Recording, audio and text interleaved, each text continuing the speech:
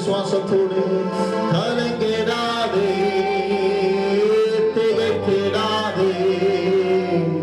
கர்த்தர் உனக்கு உண்டு, பயந்திடாதே.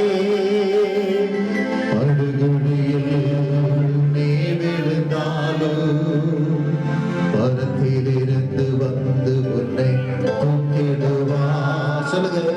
படுகுழியில் நீ விழுந்தாலும் பரத்திலிருந்து வந்து உன்னை தூக்கிடுவா. அக்கினியில் நீ நடந்தாலும் எதுவும் உன்னை சேதப்படுத்த முடியாதே.